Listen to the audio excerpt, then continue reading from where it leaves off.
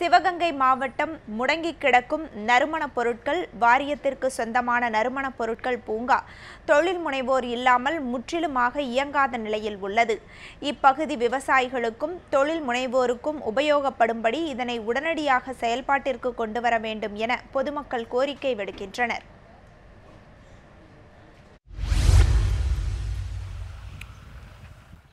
சிவகங்கை மாவட்டம் மிகவும் வறண்ட மாவட்டமாகும். இப்பகுதியில் பெரும்பாலான விவசாயிகள் மிளகாய் மற்றும் மல்லியை அதிக அளவு விளைவிக்கின்றனர். இப்பகுதியில் விளையும் குண்டு மிளகாய் தமிழகம் முழுவதும் மிகவும் பிரபலமானதாகும். இதன் காரணமாக சிவகங்கை அருகே முத்துப்பட்டியில் 20 கோடி ரூபாய் மதிப்பீட்டில் 75 ஏக்கர் நிலப்பரப்பில் மத்திய அரசின் நறுமணப் பொருட்கள் வாரியத்தின் சார்பில் நறுமணப் பொருட்கள் பூங்கா 2008ஆம் ஆண்டு துவங்கப்பட்டது. இப்பகுதியில் விளைவிக்கப்படும் மிளகாய் மற்றும் மல்லியை பதப்படுத்தி அதனை பொடியாக்கி சந்தைப்படுத்தும் நோக்கத்தில் பூங்கா அமைக்கப்பட்டது.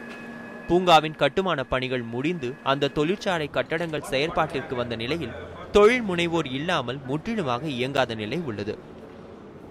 ஃபெசிலிட்டிஸும் இருக்கு.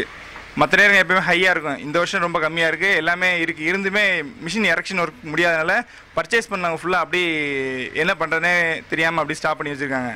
தயாரிக்கப்படும் பொருட்களை இங்கு சேகரித்து வைக்க குளிரூட்டப்பட்ட கிடங்குகள் அமைக்கப்படாததால் மூலப்பொருட்கள் வாங்கிய ஒரு சில தொழில் முனைவோரும் தொழிற்சாலையை இயக்காமல் வைத்துள்ளனர். இந்த பூங்காவில் தொழில் முனைவோருக்கு சரியான வழிகாட்டுதல் இல்லை என்ற புகாரும் முன்வைக்கப்படுகிறது.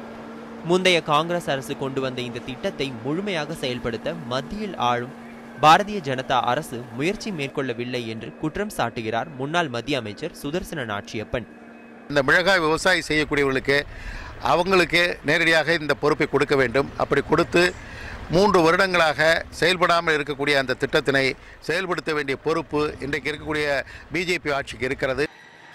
பல கோடி செலவில் ஆரம்பிக்கப்பட்ட இந்த திட்டமானது இப்பகுதி விவசாயிகளுக்கும் தொழில் முனைவோருக்கும் உபயோகப்படும்படி செய்ய வேண்டும் என்பதே சிவகங்கை பகுதி மக்களின் எதிர்பார்ப்பாக உள்ளது.